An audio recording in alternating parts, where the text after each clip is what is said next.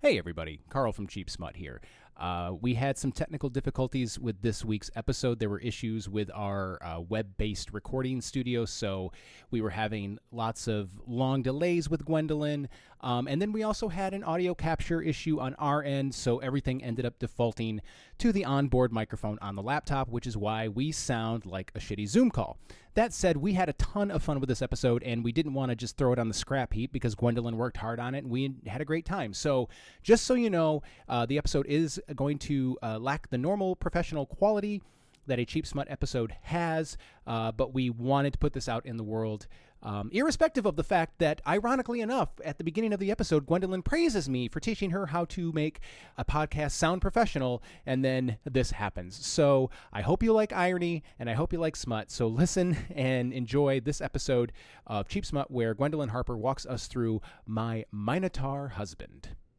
See, I don't tell first dates what my favorites are because I don't want to hear their opinion.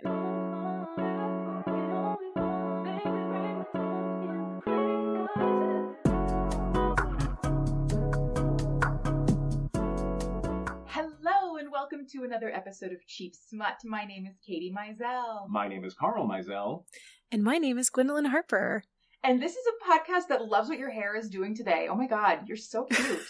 Hi. Stop it. Thank you. I appreciate it. You're so welcome. How are you? I know she wasn't talking to me. No, you're bummed. Carl doesn't have to worry about conditioner or shampoo. Oh god, no, it's the best. It's absolutely wonderful. How are you? I'm doing great. I'm so excited to be here. Thank you for having me on again. Yes, absolutely. Your listeners are going to be like, is she just like living with them now? Like, what's going on?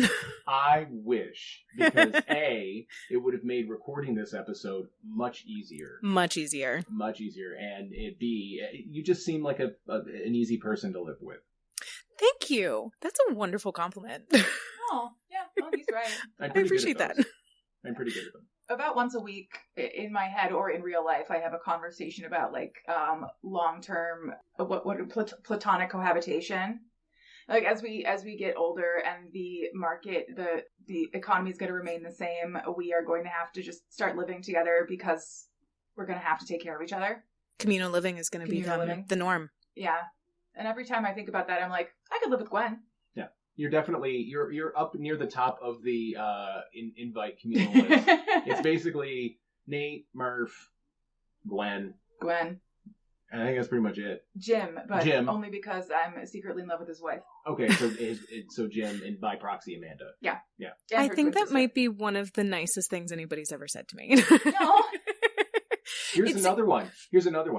I bet you scare weak men. Okay, that might actually take the top spot, and you're right. Yeah. It's a fantastic compliment. So this is the first special co-host episode of our Summer of Friendship, and we asked Gwendolyn Harper to join us. And she didn't show much enthusiasm. I wanted her to be more excited about this, and she was like, I don't know.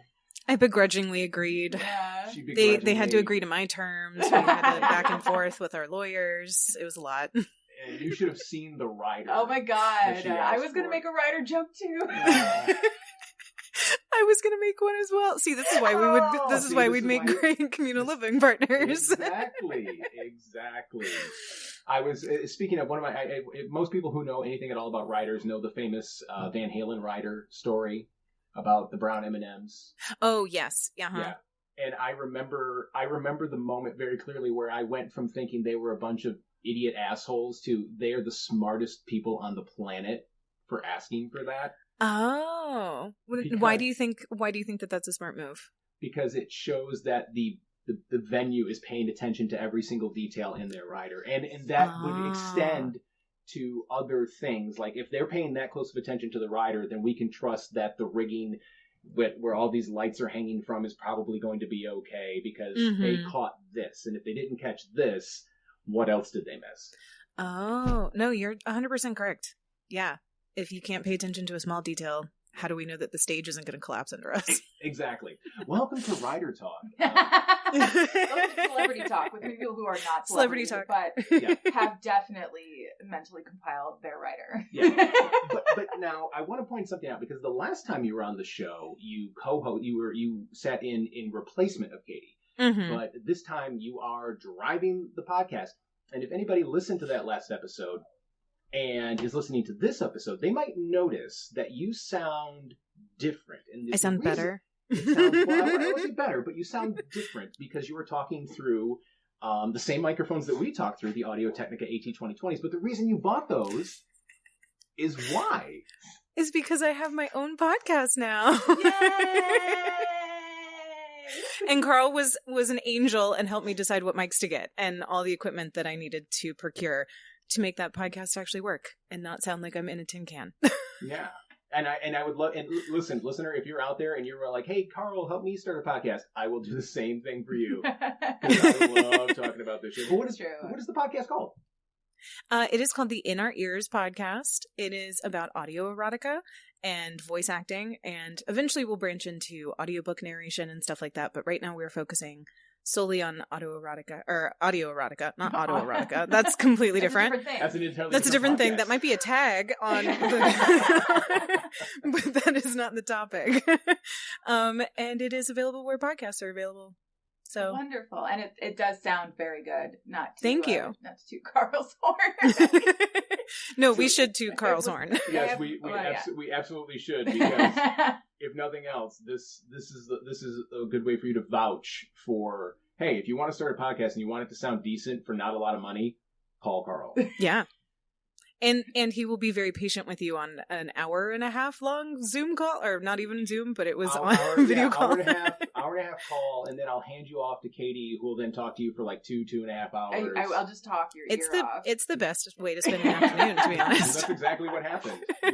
She was gone, she wasn't here, and then she came home, and I was like, oh, hey, honey, I'm talking to Gwen, and then she sat there. Yeah, you guys swapped places. Should I make dinner? Yeah, exactly. Yeah, I'll make dinner. Instead of making dinner, you talked to Gwen, and then like dinner was cold, and I was like, I need to go. Yeah, it was a great night. But anyway, yes, TLDR. I'm so glad you're here. I'm so glad the microphone and everything is working for you. And go listen to Gwen's new podcast, In Our Ears, or the In Our Ears podcast. But do that after. Yeah, after this one. This entire episode of this podcast. And, which is Cheap Smut, of course. And so if you're here, you know the premise. And so I'm going to hand things over to Gwen, because the episode is now in your capable hands. Oh boy, I'm at the helm. Okay, well, today for you, I have a delightful story that I had the most fun reading. It's called My Minotaur Husband by Lyonne Riley. Yay, I'm so glad you did this one. It's fantastic. I texted Katie being like, have you read this, or have you planned to read this? Because I want to tell you about it. It's been on my TBR. It's been on my TBR for a long time. I've had like multiple Lyonne Riley books on my TBR, and I find this was like the perfect excuse to let it jump the queue. Absolutely. It's always a good reason. But yeah, no, this one in particular caught my attention because of the cover, because it's a Minotaur in like a high-res vest, like he's a construction worker. Mm-hmm. And he's in like hoochie daddy shorts, I think. I think he might be in tiny shorts, but the thing, he's like a longhorn. He has huge horns, and I was like, whoa, okay, that's an interesting looking dude. Mm-hmm. So I'm so excited for you to tell me about him. Oh, and I'm sure hot. the huge horns come into play. You know what, Carl? I think you might be right. It's not my first episode of this specific podcast. I was hoping you were going to say it's not your first rodeo, so I could make a cow joke. That's right. Oh, damn it. God damn it. Katie, why are you so much funnier than me? I cow blocked you. Oh, that's so funny. Oh my gosh. Okay. Let me pull up. So this particular book, I would classify it as a novella. I think it's like right under 150 pages. And the content warnings are, we've got graphic depictions of sex, we should hope, use of sex toys, stretching and stuffing, light gore and assault, and discussions of parental death and abandonment. Okay. Stretching and stuffing. Those are words that I've not heard on this show before. Mm-hmm. And I'm you kind of just went right past them. Like, you didn't really give them much credence. I feel like I didn't let it sizzle. Did you see my face when you said it? I was like, ooh, like I got really excited. Oh no, I missed your face. That's very funny though. And you both have. That's one we've never done before. So you also both have different expressions right now. Like, you're clearly excited, and Carl's very confused. I'm like, should I be concerned for somebody in this book? But I'm guessing that everybody is safe, consenting yes. adults. Of Everybody's a safe, consenting adult. Species. Mm-hmm. Species. Why did I say species? Because they're different species. Species, not species. They are. Oh. I don't know. Anyway, how much is this book, and where can they find it? I believe it is. I got it on Amazon Kindle Unlimited. No, I didn't. I think I just got it on Amazon. And if I remember correctly, it is $2.99. We might have to look that up and fact check me. We will fact check on the fly. But with that said, let us not dilly nor dally. Oh boy. Okay. I also feel a bit like, I don't know, like a tech person. I'm not a tech person, but I feel like one because I have my Kindle and my phone because that's where my notes are. And I'm just going back and forth like I'm a distracted cat with a laser. Anyway. Yeah, take your time. So, but before you start officially, it is $2.99. You were correct. Yeah. Oh, okay, great. I remember things. This is amazing. Okay. So the story opens. What we're talking about. He is wearing hoochie daddy shorts. Skip leg day either. No. All right, let's go. So I guess for a little bit of backstory for this specific book, humans are an endangered species, and there aren't that many left. We are in the U.S. It is still called the United States. There are still states. But humans have dwindled, for whatever reason, to possibly a population of about 100. So they are... I'm fine with that. There are very few of them. I love that! Yeah. I'm fine with it too. It's like Mars Needs Mates in reverse. It's exactly Mars Needs Mates in reverse. So the world is now populated majority with monsters, and some of the monsters are perfectly fine with humans, and then other monsters are not fine with humans. And they don't seem to differentiate much in terms of monsters who aren't fine with humans are still walking around and like doing things. So there isn't a like, I don't know. I've read in some fantasy novels where it's like, oh, this is an orc who has sentience and can understand and can speak language and is fine with humans, and then like there's another monster that doesn't have sentience and like will eat you, but there doesn't seem to be that classification in this. So it's just monsters and humans, and some monsters want to eat humans, and some monsters want to fuck humans. Same sort of like basic level of sentience. Yes. Okay. Cool. To my knowledge, yes. So what? I guess you keep telling me the story, but what do the humans do? There aren't that many of them. What do they do? So, the majority of humans now live in a place called New Eden, and it is a compound that it was built for them by the monsters, I think, who didn't want them to die. Oh. So monsters were kind to them and were like, hey, we actually don't want all of you dead, so like, let's build you a nice safe compound with high fences, and you can live there, and it's called New Eden. Okay. So there we go.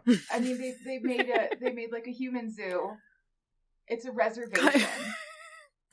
It very much feels is. Weird. But cities still operate as cities. There are still restaurants. There are still coffee houses. There are still bars, roads, buildings, all that kind of thing. They are just now occupied mostly by monsters. So it's our world, but monsters, and then humans are just in this like big compound. And part of the process of humans leaving New Eden is if they can find a monster mate who will take care of them. So they go through sort of an arranged marriage process, except it's like interviews, and monsters can send in applications to get a human mate. Yes. And they can go on like trial marriages and stuff. And that is where that is essentially where we are meeting our FMC, Celeste. Okay. And I hope that the motto of this world is where the goods are odd, but the odds are good. Yes. Okay. So if it's not, it should be. I love like an arranged marriage or like a dating agency book, and this sounds more like a dating agency book. I love these. Oh, this It's is great. so fun. Yeah, It's very fun. It's very fun. So so we meet our FMC Celeste. She, again, is a human living in New Eden. She has a friend, Maddie, who has recently married an ogre and is no longer living in New Eden. So she is now with her new mate, and he seems very lovely. But so Maddie and Celeste Zoom call a lot because it's not safe for Celeste to go visit her without accompaniment, and an escort. Yeah, she needs an escort, essentially, just to, like, survive. Which I love as a concept, but if that had to be executed in my real life, I'd fucking go insane. I'm so hyper independent, and I don't think about things to that extent of, like, oh no, but I have to, like, have someone with me to leave the house. I just leave the house and I go run errands. So it would drive me crazy. I don't have that problem because I have Carl. Yes. So I've had him for 16 years, so now he's like an entity, like he's part of me, so it's not as... But I just walk around with him and he's my scary dog privilege. Yeah, you already have scary dog privilege. You don't have to, like, you like, pay attention to him if you don't want to. He's there. He's just there. And he'll just follow. He's your shadow. I'm just there, looking large and unfuckwithable. Unfuckwithable. Until I open my mouth. In a crop top that says dad bod on it. Yeah. Because, I love that. Yes. And then I open my mouth and I'm like, you guys into anime? They're like, oh man, I can fuck You this guys want to guy see my up. Gundam collection? Yeah, you want to see my Gundams? Beat him up! I've realized that I am my own scary dog privilege. Like, Yes. I have a really intense resting bitch face, so I am my own scary dog privilege. Like, I very rarely get fucked with. I think I just give off an aura of, like, bitch, try me. That's beautiful, and I love that. You both do, but I think you both have the same thing that gives you away, and that is your dimples. Yeah. So I You know. smile, and then everybody realizes you're just a nice bitch. I know. Just a sweet cinnamon roll. It's so true. In fact, I actually talk about that on my podcast. Oh, where you we- are fine, yeah. where we don't- talk no, about We've that. already talked about your show. Oh, right. Sorry. You I won't take up too much airtime, I promise. Remember, in your contract, you said one mention. Only a minute and 20 seconds of airtime. You're right. Yeah. Okay. So sorry we have to go. Yeah. You can find it. I already broke You haven't the done that contract. joke in a long time, and I've been waiting for it. I have too. I'm so sorry, Glenn. Get back to it. No, you're fine. So yes, so her friend Maddie is no longer living at New Eden. She also has a friend Rob who, because humans there aren't that many of them, Rob is Celeste's friend, but also I guess at one point her fuck buddy. So they have a history. But it's not like romantic. They just, like, I think it's described in the book as, like, just blowing off steam. Like, they were just there. And it's like, okay, that kind of tracks. There's only 100 of you. So There's only so many people available. right. Literally, it's like, Mash genitals if you're with. kind of in my age range and, like, willing, sure. And we're both into it. Yeah. I can suppress my disgust for you. Okay, what we are describing right now is just dating while gay in a small town. That's exactly what it is. Yeah. Fair.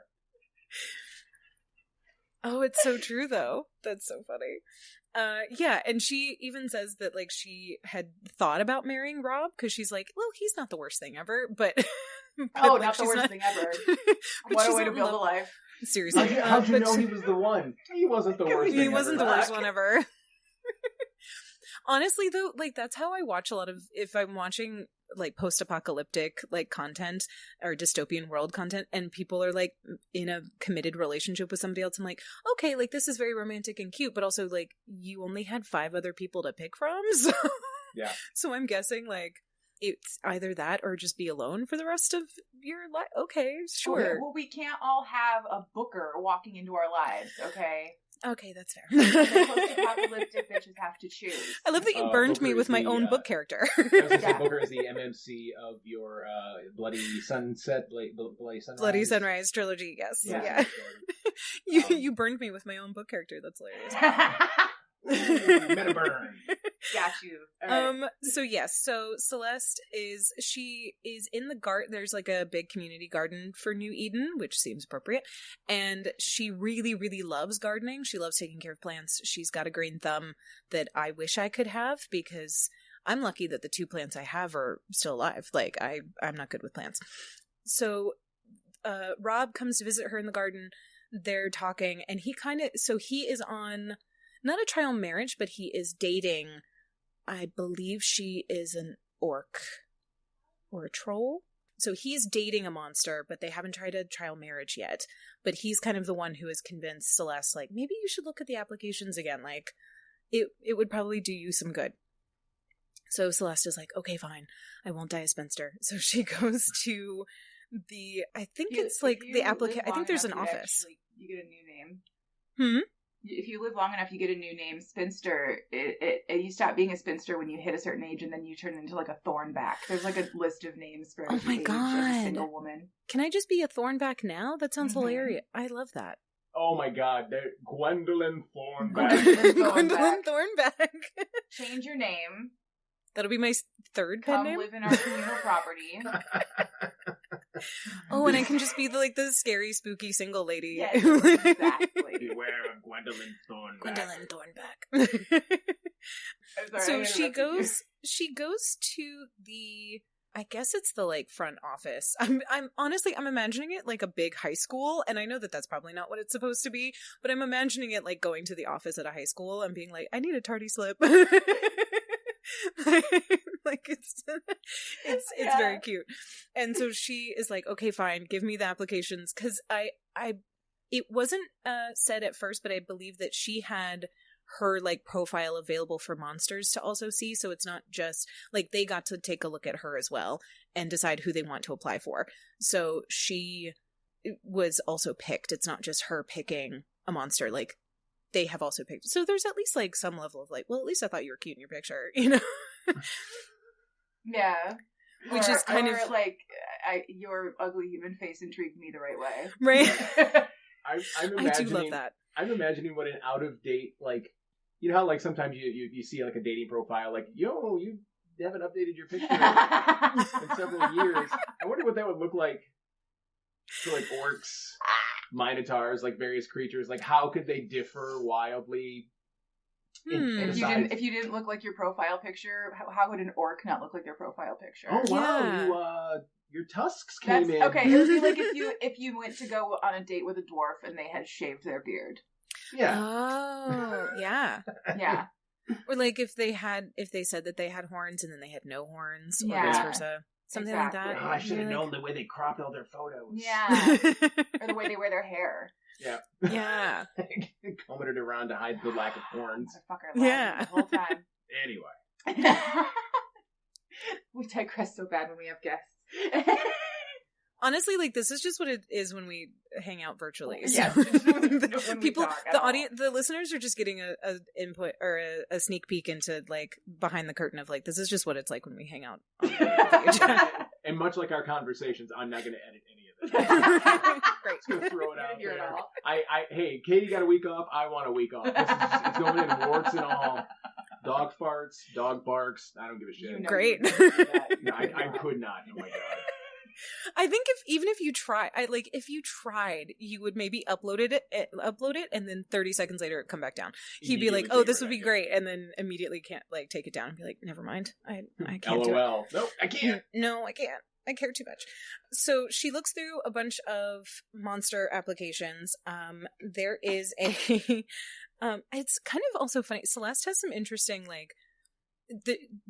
We're not given any reason as to why this doesn't work for her, but they're just in her like inner monologue. She's like, "Nope, can't do this." So, which is kind of funny, and I love it. I just love how decisive she is. But it's like she gets the ick for the weirdest reasons with a bunch of monsters.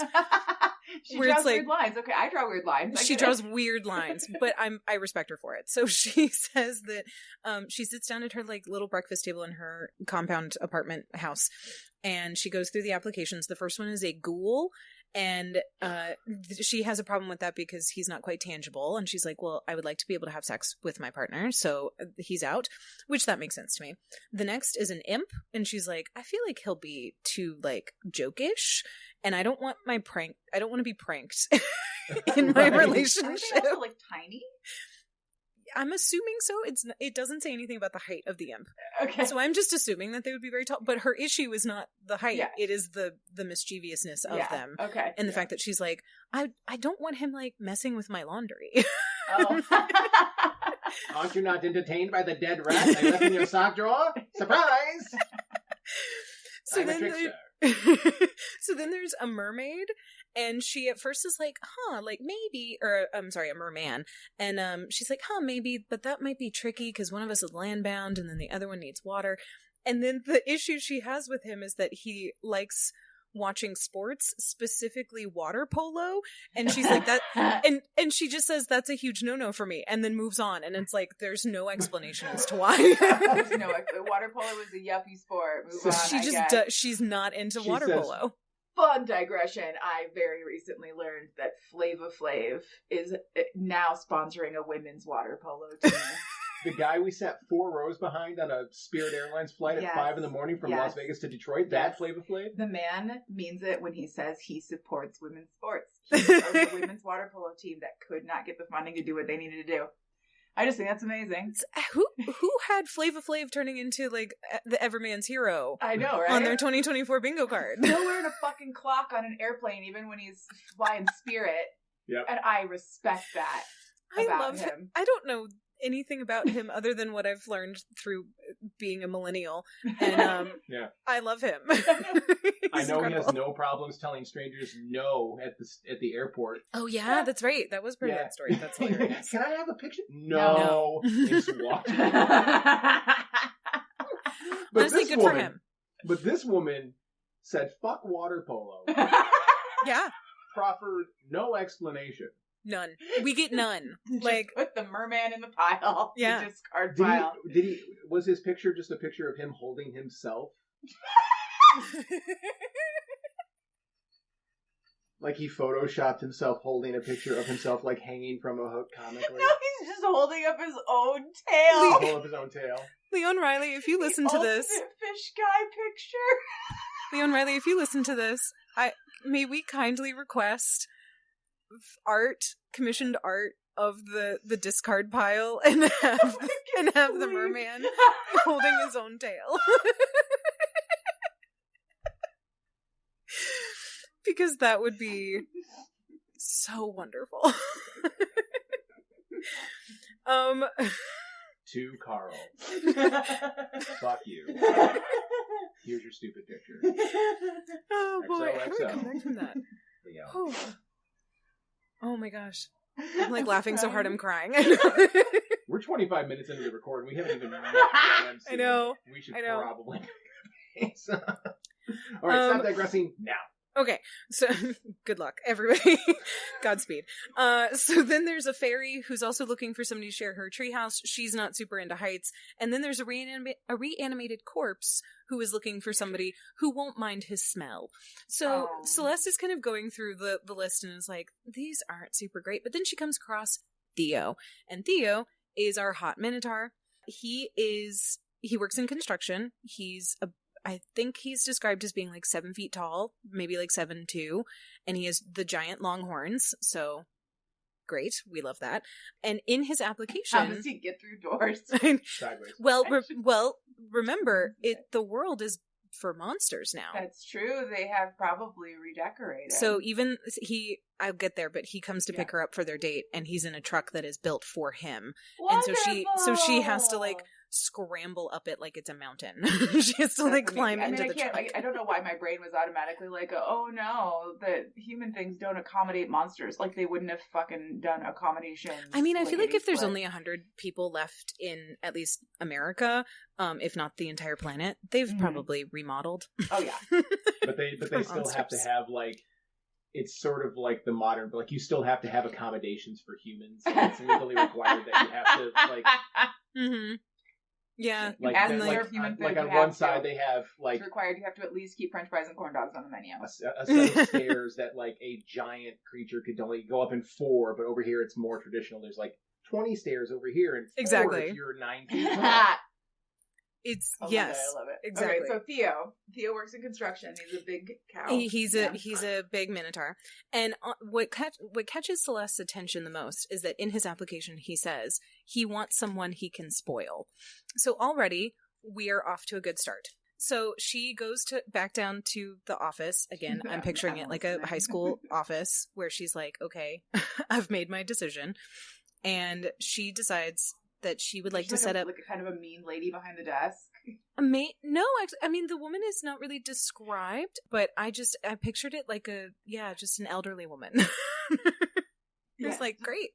So she goes back to the office. She says, "I would like to set up a meeting with Theo," and it's interesting because it's not a like first date. It's like an initial meeting where he comes to the compound to like have a sit down with her in what I pictured as like a college dormitory lounge with like couches and stuff. So he shows up, and that's when right. So he is described. He walks in and he's wearing like jeans and a t-shirt, and he does have to tilt his head to get through the door because he's on like the human compound now, so everything is human sized, so he has to like stoop down and whatever to get his head and horns through. But she's almost immediately like, "Oh, he's hot." Like he's very hot. Somehow always managed to still be hot. Still hot. And also like, I fucking told you. And exactly, yes. Like, no one has ever, well, I shouldn't say, let me back that up. Very few people have ever looked at a cow and went, I'm gonna fuck that cow. But if these books are to be believed, everybody is looking at these fucking things going, I'm gonna fuck that cow. They have to stand upright. They have to be bipedal. Yeah. They probably have to have abs. Mm-hmm. Probably. And they have to be really, really nice. And it's also interesting because he's described for almost like 2 pages. Like, she takes so long describing him. It's I love it. It's just Celeste just cataloging, just like well, and I also appreciated that.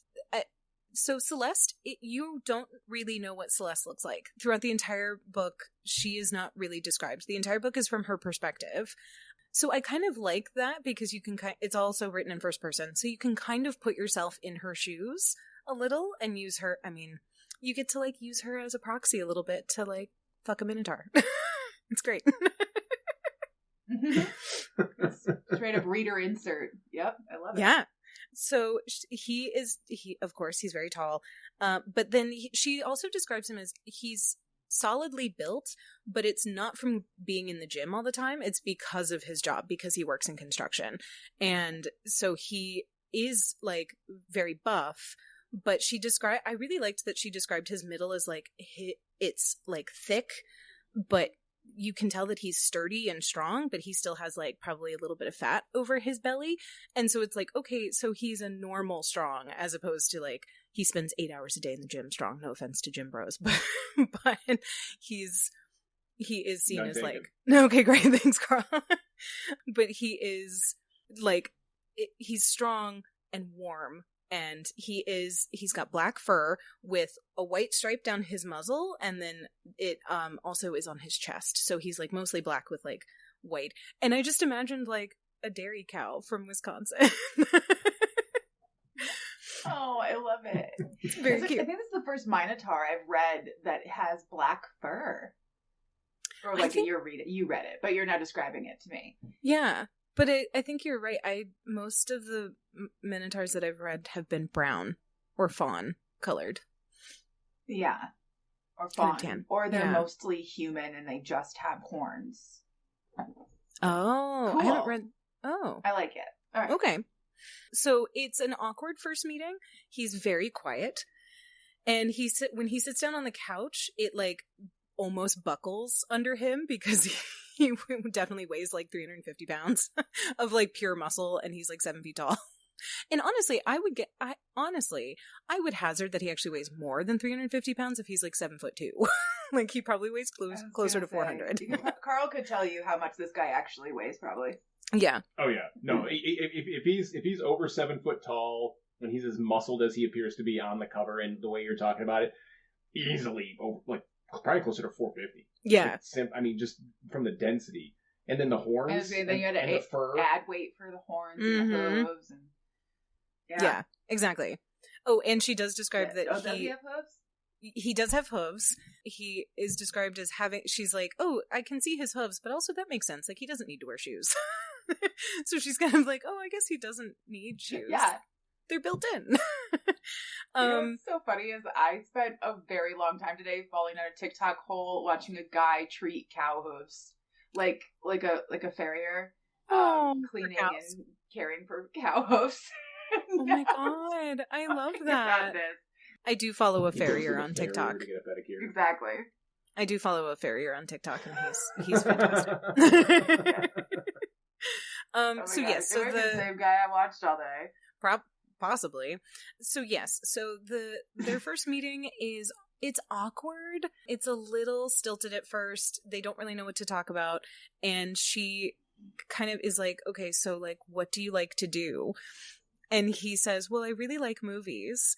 And she's like, oh, okay. And he goes, I watch a lot of movies and then I immediately write a review for them. And I'm going to be honest. My first reaction was, this sounds like a terrible first date. Like if I was on that first date, I think I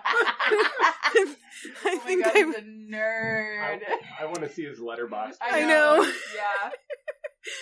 And like he seems very sweet, but I think if that was brought up on a first date that I actually went on, I would be miserable. Like there's just no way. But that's okay. He's you know like, what? Quick. Name your top 5 Criterion movies. Go. Yeah. That's what I would do. I would be like, okay, what do you think about this movie? Because what you think about my favorite movie, that's going to be important. See, yeah. There you go. This one's got it. Yeah, no, that's very true. It's not a deal breaker. I'm not saying it's a quiz, but I need to have an idea of who you are. I think for me, I don't tell first dates what my favorites are because I don't want to hear their opinion.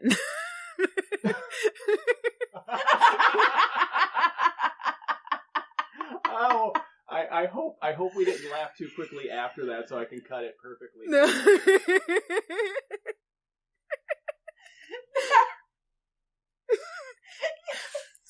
So when Carl says that I scare men, he's correct. You don't scare me. That's great. I'm glad that I don't scare you. No, thanks. But that's because I respect you. Yes, that's the important factor. Okay, so this horrible date with Theo and his movie. Yes, but so actually, this is where Celeste and I differ. Celeste is actually into it. She's like, okay, so he's thoughtful. Like he actually like takes note of the movie's themes and whatnot. I'm like, okay, great. They're both movie nerds. Excellent. But it is a bit stilted until she asks about his family. And that's when he brings up that both of his parents have died, but his grandmother, who he calls his granddam, is still alive. I don't know if that's it. I don't know. It's called like grandam. I don't know if that's French or if that's a cow thing. And I couldn't figure it out. But his grandmother is still alive, his granddam, and he visits her every Sunday, and like she's in a nursing home, so he visits her. And that's when Celeste tells him that she was actually adopted at New Eden because her parents were outside of the compound and they came to the compound and left her. So we have this like vague idea that possibly humans are like still around, just unprotected. And I don't know, it gave me like a little bit of like Mad Max vibes or some sort of other post-apocalyptic dystopian where like humans can kind of go to this compound and be like, take my baby, but they don't go in themselves, which I don't understand why they wouldn't go in themselves, but apparently that's what happened. Yeah, that's just weird, right? It is. That sometimes when stuff like that happens in books, it kind of, to me, it's just like the author needed to find a really good way for her to not have parents. Mm-hmm. And like it works. It works, but I have more questions. Like I have so many questions about Celeste and her parents. And also Celeste was then raised by another New Eden member named Julianne, and Julianne was elderly and passed away. So her one parental figure has passed away. So they both kind of, yeah, exactly. So they both kind of bond over the fact that their parental figures have passed. But so, that's when a little bit of the ice breaks. So anyway, so they decide, okay, I don't hate the way you look. You don't seem to be a psychopath. I'll go on a date with you. They meet for their first date, and it's like, so the compound has a big, massive, it's walled, and it has this big, massive gate, and a reptilian gate guard who has to like buzz in people and also clear everything. So he's like some sort of reptilian humanoid, and he's their like one security guard. That's the one guy who's gonna but no pressure. Terry. It's Jake. Exactly. And Terry is tasked with taking care of what is left of the entire human race, at least in the United States.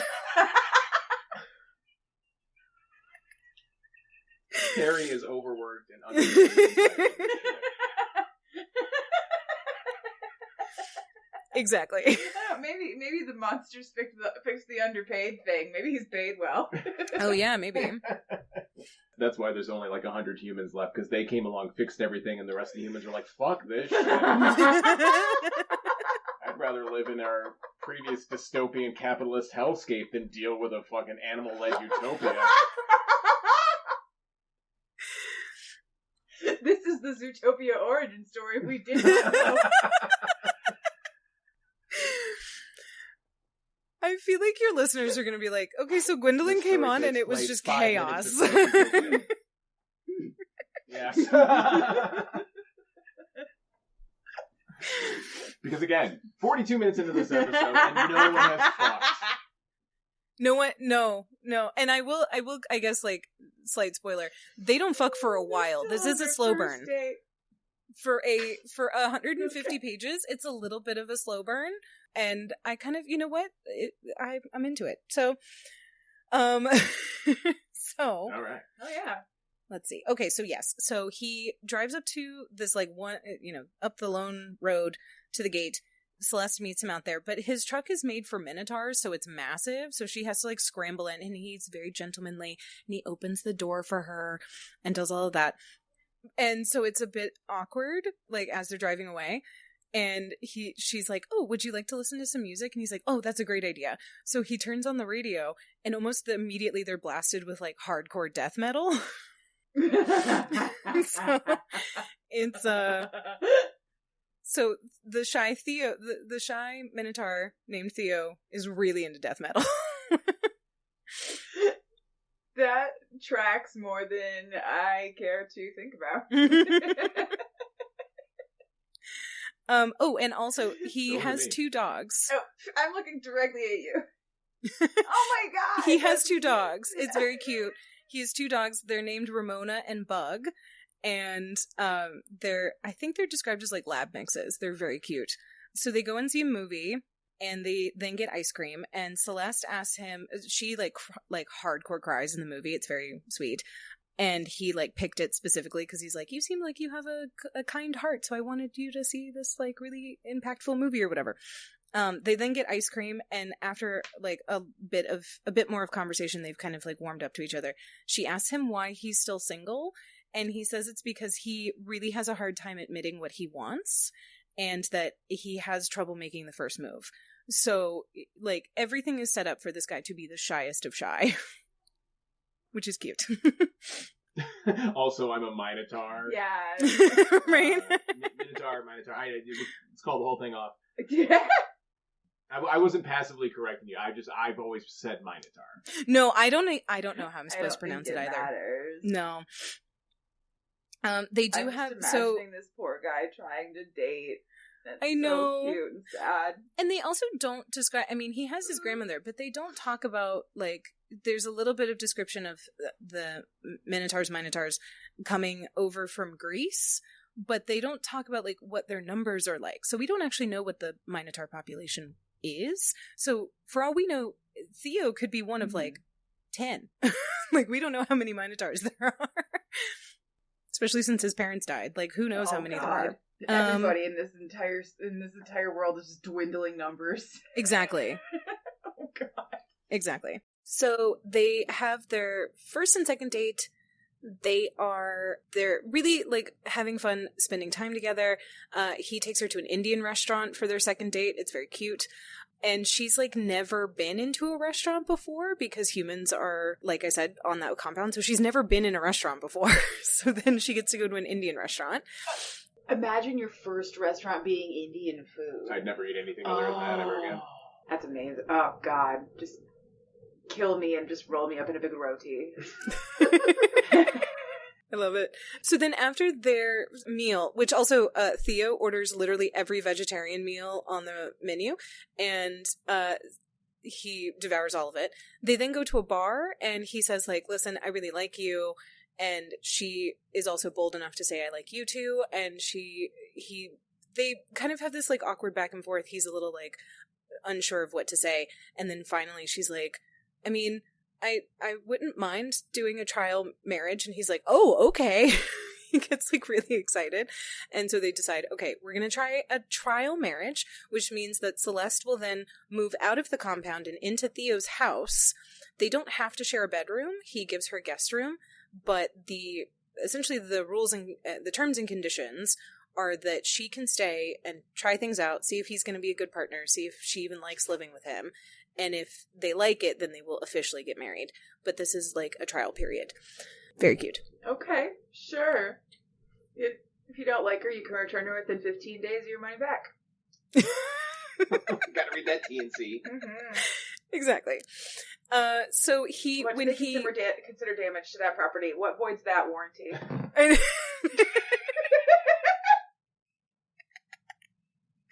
And they don't talk about, like, if humans have insurance or anything. So if something does happen to her, like, we don't know. Yeah. But, like, what if she gets hurt? Do they have doctors who understand how human bodies work? No. I mean... They're all large animal vets in this one. Literally. Do they have magic? Do they have, like, magic now? Or is it just monsters? It doesn't seem... As far as I'm aware, there doesn't seem to be magic in the universe. It's just monsters.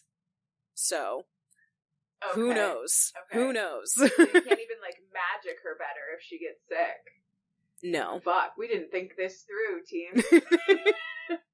With essentially an endangered species. Like, they don't have one human doctor that... Yes!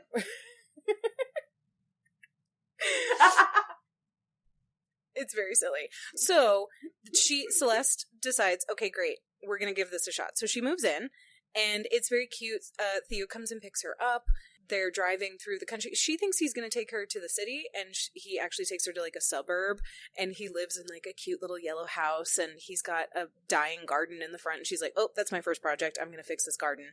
And she gets to meet his dogs, again, Bug and Ramona. Mm-hmm. They're very cute. And when she goes into the house, she's like, oh, this is all, like, very tidy, very clean. It looks like you got new furniture. And he, of course, has, like, wall-to-wall bookshelves of movies. And she's like, yes, he lives up to his name. Do you want to watch Point Break or Bad Boys 2? Which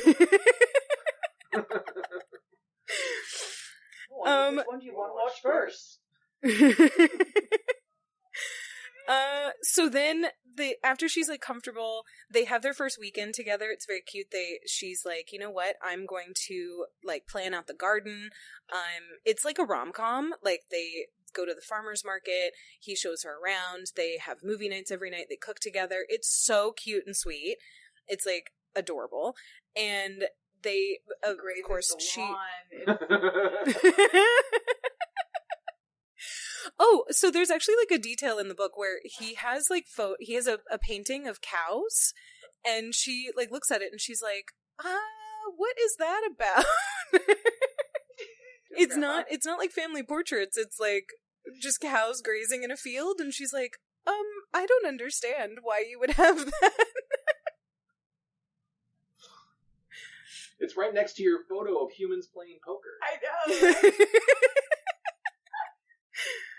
So after their like weekend together, they do have a makeout session on his giant Minotaur-sized couch, and it turns into heavy petting. But he calls it off pretty quick. She's like makes a comment of like, "Don't you have to get up and work tomorrow?" And he's like, "Oh, yep, never mind." And he like immediately gets up. Yeah, so he's like, he's very responsible. He in the book it's described as like he doesn't do a lot with his free time, or he didn't do a lot with his free time because he preferred to work. And so now that he has her in his life, he's like, no, I'm going to make time for you and stuff. But he's still very, very like diligent, and he's very responsible. So he is, you know, okay, I'm going to go to work. But she is too riled up to go to sleep, so she starts masturbating. And then as she's like, I'm gonna knock this out real quick. Yeah, exactly. Literally, she's like, I need to be able to, I'm just gonna like put myself to sleep this way. And so then she takes care of herself, and she then is like, oh, I should go to the bathroom. So she has to leave her room to go to the bathroom, and as she leaves, she can hear Theo in his room masturbating, and it turns her on so much that she masturbates again in the hallway. That's all did all. It has been 63 episodes since we mentioned diddles in liminal spaces. Welcome back, Hall Diddles. And overheard, subject of Gwenny's last episode of her podcast. Exactly. It's all coming together. That's amazing. I was afraid that she was going to run into him in the hallway and he was going to smell it. Okay, so that does actually happen. There is a part in the book where he does actually smell her arousal, and I even wrote in my notes, Katie's favorite. Okay, I'll deal with that later. But first, I'll diddle. It's great. So she's kind of embarrassed, and she's like, "Okay, I'm gonna run back to my room." And she doesn't really talk about it, but then they do have a conversation of like, "Do you want me?" And he's like, "Of course I do." So at least like they're on the same page. So they then, sorry. Oh, okay. So they have like another quiet night at home. It's a lot of like home life. They don't go out and do a bunch. It's very like centered at home, which is very sweet, very cozy. She finally is like, okay, listen, like if you want me, we should like do something about it. And he's like, okay. So they do go upstairs, and he, again, it's like the size difference, but his bedroom has those giant like wall mirrors that I imagine from like bedrooms from the 80s, where it's just like an entire wall of mirrors that is probably his closet. Did you ever see those where it's like a mirrored closet or whatever, but it takes up like the whole wall? We have those. Oh. Which is not... I hate them. which speaks less to our current financial situation and more to the financial situation of the people that own this house at that time. They do take up the entire wall. Oh my god. Okay, so we're about to discuss some mirror stuff. So like I'm gonna try and not. Yeah. I'm not gonna picture your bedroom while we talk about the mirror stuff that's about to happen in this book. No. No, don't think about it. Carl. Why? Why not? I am. Stop. Let Gwen tell her story. Okay, so they have like a great makeout. She's very enamored with the mirrors. She's like, oh, I can like watch myself in these mirrors while like we do stuff. So, and they do. He eats her out, and she's very, like, hyper aware of the fact that all of his features feel different. So when they kiss, it feels different. His teeth are different. And, of course, his tongue is rough and textured like a cow's. And it's massive. So he does a very thorough job with oral. And then she's, like, kind of...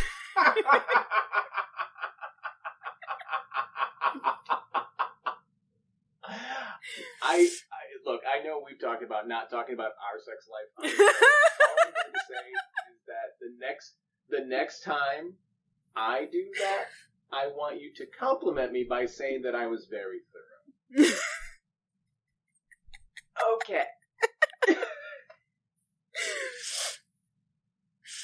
I love that so much. But That's I so want funny. you to say it the way Julianne. I want you to say it the way Julianne Moore said it in The Big Lebowski. Yeah. This is Dr. Yeah. Very he's good. He's very And good. thorough. Very thorough.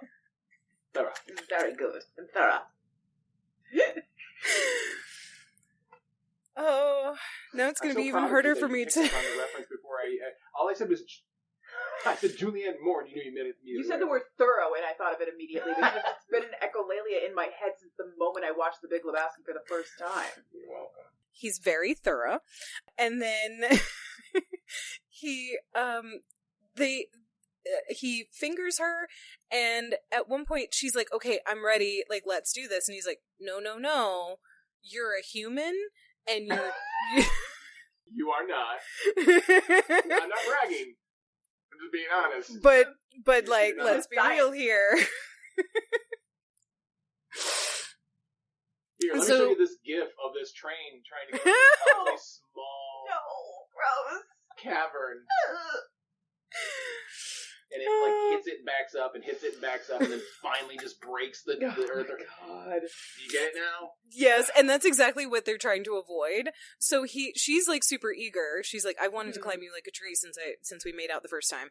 And he is like, okay, that all sounds wonderful. However, you're definitely not ready. Trees. Right.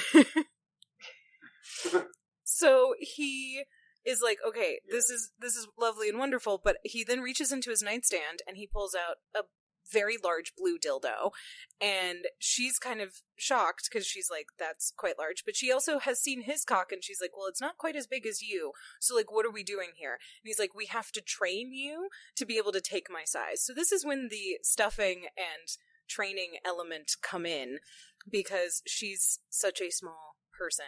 Or I get, we actually don't know what her like size is, but I'm just assuming that simply because she's human. No matter what, she's such a small person. Yeah, literally. Relative to the fucking Theo, the man bull here. Yeah. Lord. But I'm glad we're addressing this in a realistic way in this book. I love that there's an industry where they're like, are you a Minotaur? Do you have a perfectly average-sized Minotaur penis, but you like to sleep with humans? Buy this dildo to train your human to take your comically large Minotaur dog. That's literally what it is. And it comes in a set. So there's a set of them, and it's like you have to graduate from one to the next. Yes. And you wear it like a tassel, and then you pull it over to the side every time you get to a new one. Comes with a mortar board. Oh, I wish. I think that would be so funny. I was going to say that when I was about 15, I remember sneaking one of my mom's smutty romance novels, one of my first books.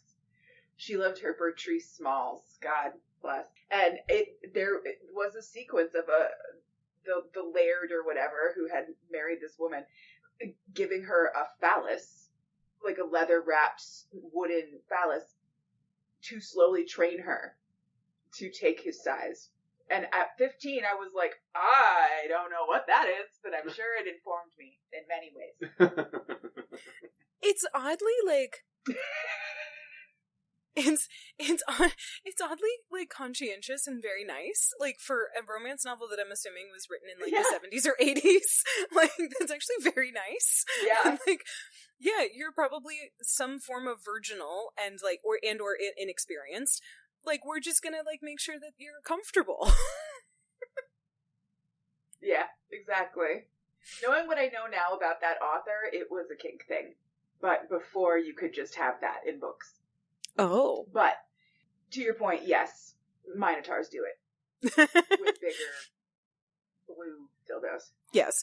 So he like eats her out some more. He makes sure that she's nice and wet. He uses lube, and he does fuck her with the dildo, and at the same time he's jacking off, and it's like lovely and wonderful, and she's like she's again very eager, and after she comes around that dildo, he like removes it, and she's like, okay now, and he's like, listen. So she's just so like eager to take him. Oh God. Like I honestly picture Celeste as being like the gifted and talented kid. Like she's an overachiever. She's a Minotaur cock Mary Sue. Yes. So The gifted and talented thing hit too hard. yeah. Like she wants to be the teacher's pet so bad. Anyway, so they both finish. They have a nice little snuggle, and he's like, no, you're gonna stay in bed with me. So then, like, it's just a lot of domestic life. They do go on a double date with Maddie and her ogre husband, and it's very cute. It turns out that, like, Maddie is very talkative. Her ogre husband is kind of quiet, like Theo is. They're both kind of, Theo and this ogre are very shy. But they get pizza, and it's kind of cute because, like, in the book it's described as, like, their first quote-unquote marital fight is about pizza toppings, and I was like, that is not even a fight. It was like them essentially being like, I disagree on what you like on your pizza. So like even their fights are like cozy and oh my God, is this our quiet. first fight? Yes, essentially it was like that. It was, is this our first fight? Oh my God. Yeah. Oh, it's so cute. It's very cute.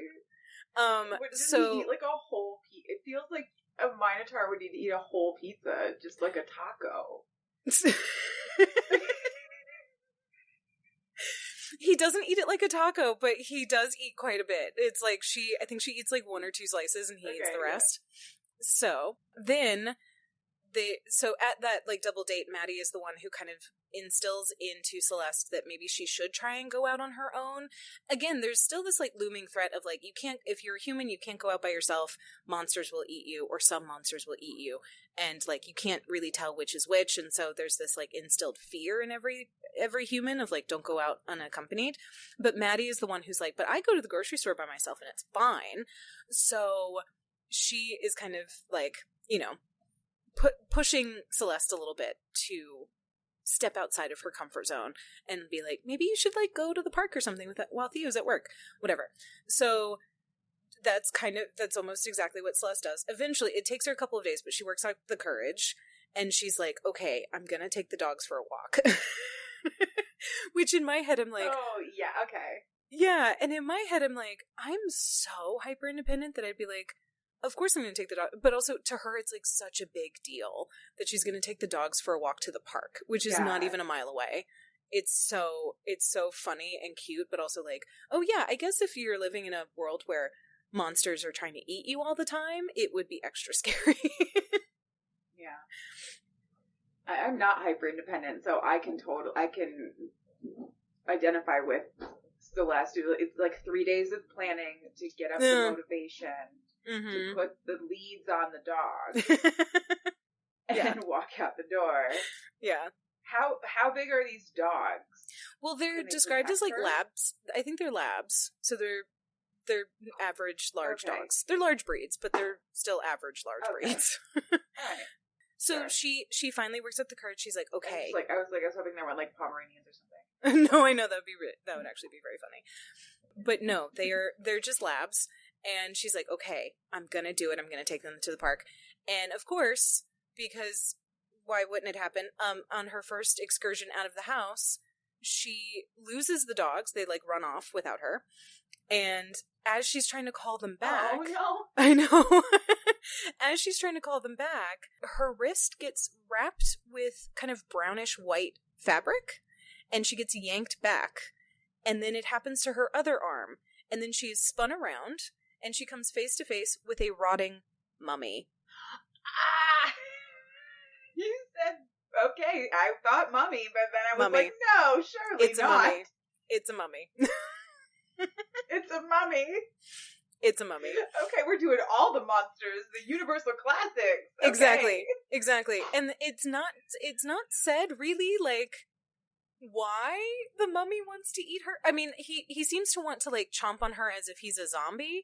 So maybe the mummy and zombie, like, Venn diagram are essentially a circle. I don't know, but they're in the same category. He's, like, trying to chomp on her face. And he does lick her at one point, which I find thoroughly disgusting.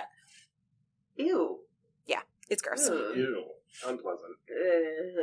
So the mummy is, like, choking her. He has his, like, gnarled, bony hands on her neck. He's choking her, and the dogs that had run off without her come barreling back like Lassie and jump onto the mummy and attack the mummy and save her from the mummy.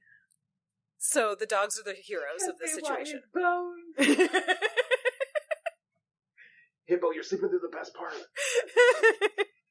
Hippo, the dogs are the hero of this story. And the dogs are the heroes. So she's very I'm so proud of them. I know, it's so cute, and she's so, like, appreciative that she, like, when everything clears up and the mummy runs away, she grabs the dogs, and the whole way home, she's like, you're such good dogs, you're such good dog, like, is just praising them the whole time walking back to the house. It's very cute. So, Theo comes home. He's very, like, she texted him to be like, hey, and that's the other thing too, like, in this world of monsters, there's still things like cell phones and, you know, Wi-Fi and whatever. So she texts him. She has her own cell phone now, and she texts him and says, hey, like, I got attacked by a mummy. You gotta come home. And so he does. Honey. I know. And he doesn't freak out because, again, only 100 humans, bunch of weird monsters and animals. This is just like fucking again. It's bound to happen. Did you Yeah. Did you go down Mummy Alley? Oh, no. Everybody know. Hey, did you? I told you not to go down Mummy Alley. Well, and he has a neighbor that's a Yeti. Look, I don't want some victim blaming. He's a neighbor that's a Yeti. And so you think that, like, the neighbor would maybe tell her, like, oh, by the way, there's, like, a rogue mummy around, but no. We've been having a mummy problem, but the exterminators said they can't come out. Exactly. So. Exactly. Be neighborly, Yeti. I know, you'd think. So Theo comes home. He then decides to take the next day off of work. He's like, no, my almost wife got attacked by a mummy. I'm not coming in. So he stays home. They garden more. Stupid you. Yeah, exactly. So they garden more. They actually, like, get to plant, because he built her, like, garden beds and stuff with extra wood from the work sites. So now they actually can, like, put in stuff. So they put in, like, a bunch of mulch and stuff, and they get to go to the garden center. And then they come home, and because they're filthy, they take a shower together, and he is washing her. She then is washing him, and it starts out as a hand job, and then it turns into, I guess, like, a half blowjob, half hand job, because if she can't take his cock into, No, it can't be. it's not. If she can't take his cock the normal way, she doesn't seem to have an unhinged jaw, so she can't, like, take it out. Yeah. You know, take it in that way. Quick, I'll go get the training dildo. Oh my god.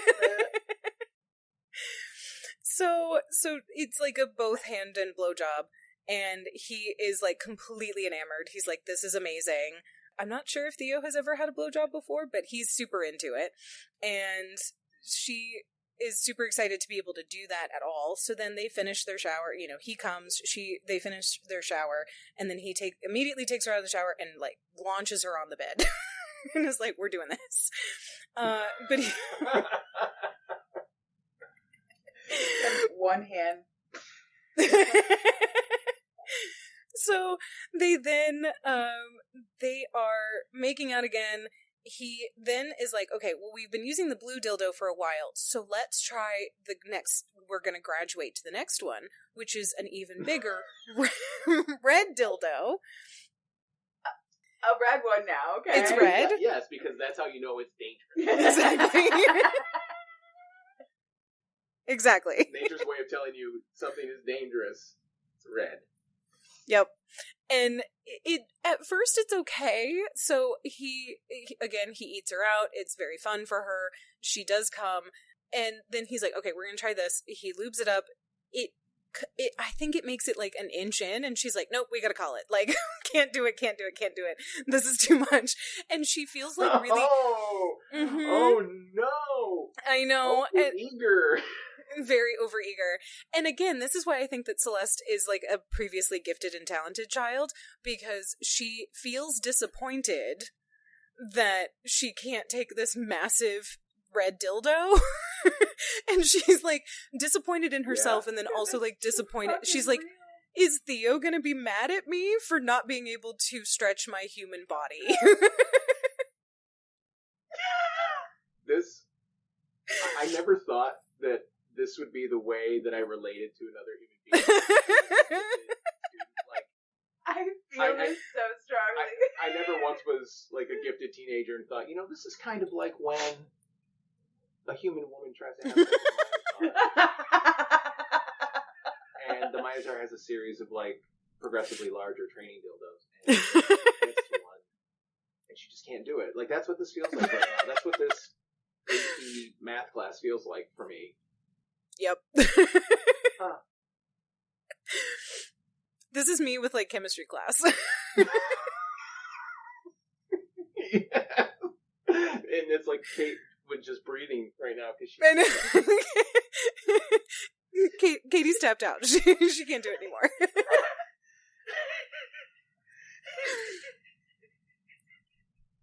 That joke was the big red dildo of jokes.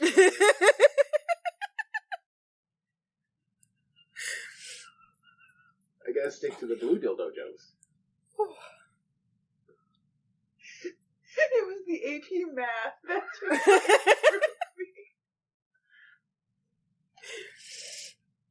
If it helps, I failed that. Yeah, it does. Kind of. I had a lot of shit going on. I know. That was really fun. Carla, how dare you be that funny? I was sitting here, I was thinking how this book is amazing because we always talk about how improbable these giant dongs are. I know. This is one that actually takes into account that like her human body is going to need some time to adjust, and he's going to have to train her to take him. Yeah. And they actually like Lyonne Riley does a really good job of explaining it in a fun and sexy way, but still like saying, no, she's human. She can't just like immediately ride that Bronco, you know? No. So good. But then you combine that, the slow, methodical process of that with a personality like hers, and it's just the most incredible storytelling. I want to know where her freaking Pulitzer is for this shit. I know. Seriously. Because also, like, this is not the one or only time that Celeste is like, okay, let's try now. Like, let's keep going. And Theo has to be the one to be like, no, I don't want to hurt you. Like, we have to, like... No. And it's almost like every night she's like, okay, let's keep trying. And he's like, sweetheart, I think you're a bit stressed. You were attacked by a mummy, and now you're trying to let's just take some breathers. It's okay. Jesus. One trial after another. God. One after another. Holy, just go out for milkshakes, Celeste. Great. It's so true. So yes, so she tries, it's too much, so they're like, okay, you know what, we're good. But they do have, like, a heartfelt conversation, and it's very sweet, and he does tell her that, like, she means everything to him, because she's getting emotional. Again, the highly gifted part of her is, like, feeling ashamed and disappointed, and she's getting emotional, so she starts to cry, and he's like, no, you mean everything to me. Like, I'm still in this, like, you're not disappointing me at all, this is still great. So, it's nice, they fall asleep together. She does take the day away from, like, her gardening and painting and stuff, and they then spend more time in the garden the following day, and they visit his grandmother again.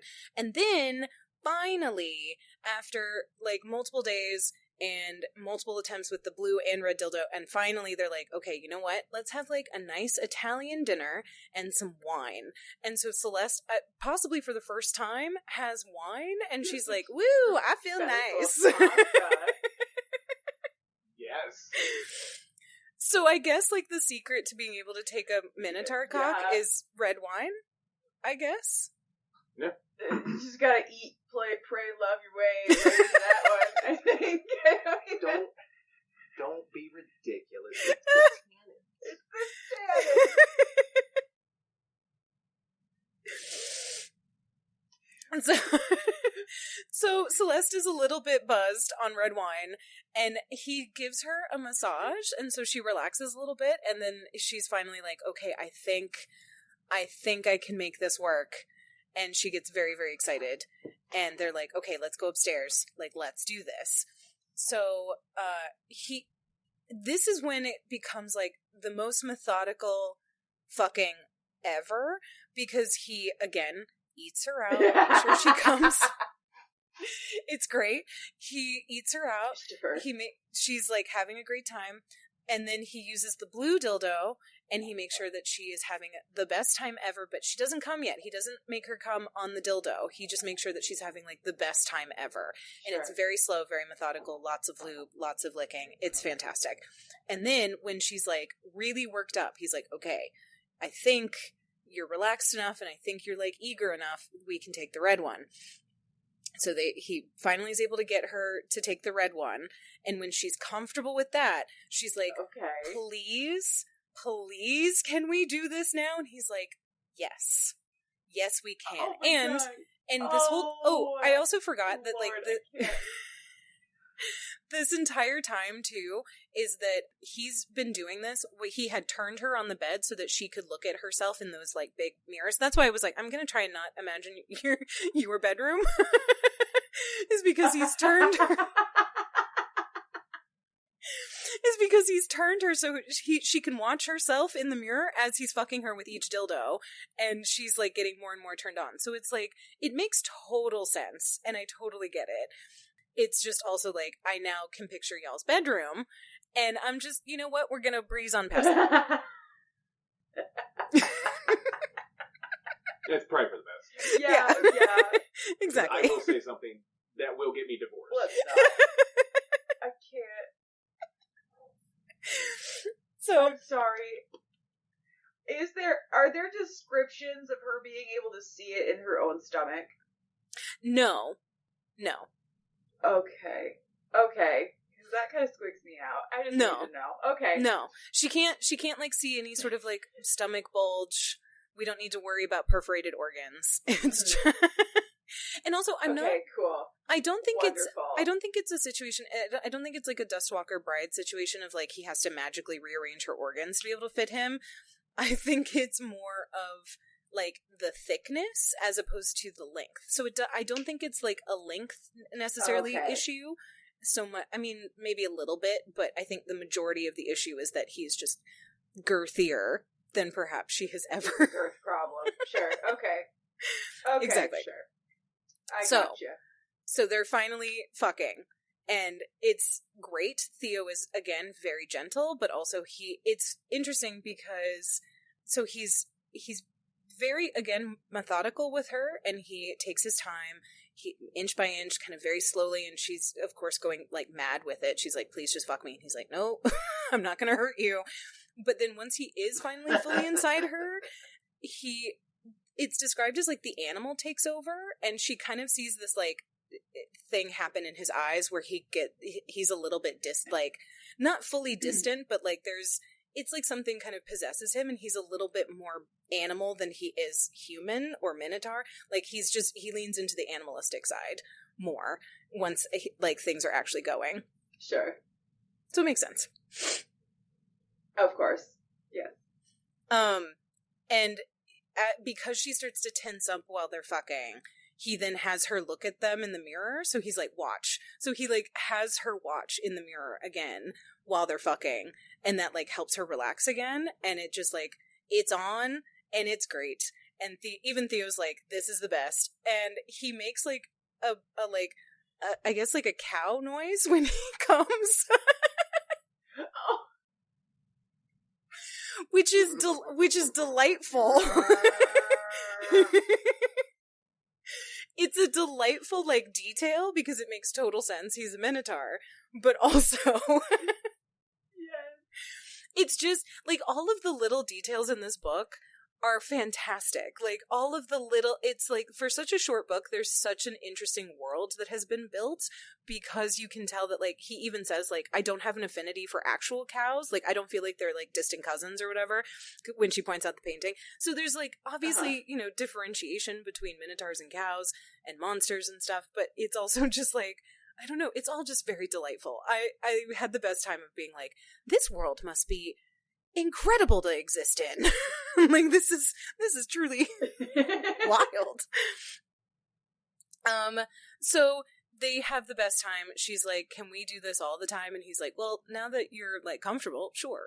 So they then it's like, well, now that you've it's like where's the graduation ceremony? I don't know what the song is called. What's the graduation song? Pomp and Circumstance. Yes, exactly. I feel like that should have been playing as they were fucking. Yeah. That should have been played because it was so good. But then so he afterwards he then is like, okay, do you want to be my real wife? Like he actually asked her to marry him. And she's like, yes, of course. So then the last few chapters are her wedding, and he invites like a couple of his coworkers from the construction site, one of which is a zombie or a reanimated corpse named Doug, and he's like missing half of his face, and she's like, it's very distracting talking to him because I can see his tongue moving in his mouth, but otherwise he's perfectly lovely. He's described as I don't remember if she calls it sober, but it's essentially like he's flesh sober, like he hasn't eaten anybody in like 5 years, like he's gotten his addiction under control. Oh, good for him. Yeah. That's gotta be hard. I hope he got a chip or something for that. I was gonna say he probably has a coin. Yeah. You know. Yeah, something. So she has this like That's very cute, quaint wedding, and then they vacation in Canada because that seems just far enough away. Because Theo has asked if she would like to travel, and she's like, yeah. And then she gets a little nervous, and she's like, well, if we go too far, like, what are the monsters there gonna be like? So they pick Canada as their honeymoon spot, and it's like just far enough away that she feels like she's actually going somewhere. It's very sweet. That's so cute. Oh, I love it. Oh, I know. He took her to Saskatchewan or something. Manitoba. It's great. And they have they like rent a cabin. They fuck several more times by the fire and then inside, and she's just like super excited, and afterwards he's like, you know, maybe we should go somewhere tropical next time for our next vacation. Because also Celeste has never seen an airport. So again, it's all very human, but the monsters are running the facilities. So it's an airport for monsters. And this human woman is like, I can go get a sandwich by myself at the kiosk. And she does.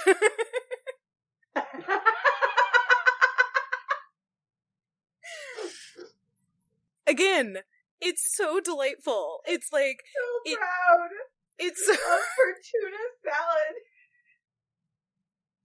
It's so cute and sweet, and like every little thing that she does as a human in this world just makes her that much prouder of herself, where she's like, I did it. Like, I went and I talked to somebody, or I just existed in the world. I didn't get scared of like the Gorgon lady sitting next to me at the restaurant. And it's just like, oh, okay. So it really flips the everything on its head of, instead of it being like an alien on a human planet, it's like she is the weird, quote unquote, weird one, and like she's the one that's kind of like, what do I do here? Like, how do I function? It's which is very sweet. Usually only a thing that happens in alien books. Mm-hmm. But I like it in a monster book. That was so much fun. Mm-hmm. And then the very end is that they're planning. The very end is that they fall asleep together and they plan their tropical vacation. And he's like, I can't wait to have pina coladas with you. And then she's like, I got to marry my best friend, my Minotaur, my husband. And it's like the sweetest, it's just the cutest book. I had the best time. It's so sweet. That is the most delightful thing I have ever heard. Right? And it's very it. cozy. Like, even so cute. the stakes were very low, in terms of, I mean, she did get attacked by a mummy, but her injuries were very minor. I think she called it, like, rug burn. Or, like, rap burn or something. Yep.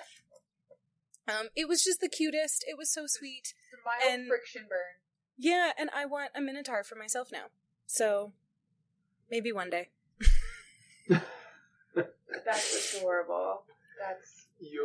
You'll find your Minotaur, and thank you for telling us that, because now we know what you're into. Oh shit! He just landed that right on me. Okay, I actually have the answer to this, but I want to make sure that I get the name right. And while she's thinking about that, if you have something on deck, we'll save you for last. Okay. So I am into a book. I am into the book Without You by Samantha Moran.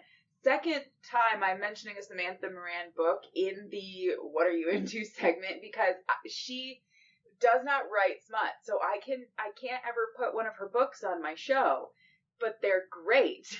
Without You is a tragic love story about grief. And I am only halfway through it, but when I finished the first half, I came downstairs and I was like, Carl, can I have a hug, please?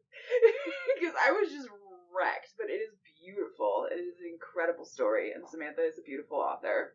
And everybody should read it. I think I'm reading an arc of it, and it comes out, wait, no, it might be out. I think it came out on July 1st. Hooray. Amazing. Yay.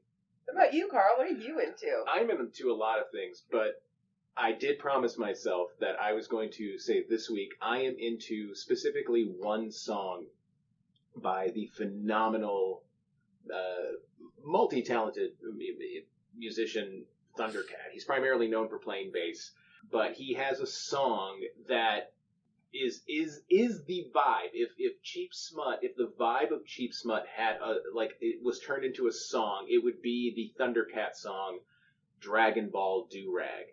It's a very slinky, sexy, fun song where he's clearly trying to get laid, but he's doing it his own very silly way. It is very silly. It is very sexy. It is very smart, and it is unabashedly horny on main. And that is what we try to project in Chief Smut, is that we are also very... The books we read and the way we present them are sweet and smutty and smart, and we are both unabashedly horny on main. So that's what I'm into this week.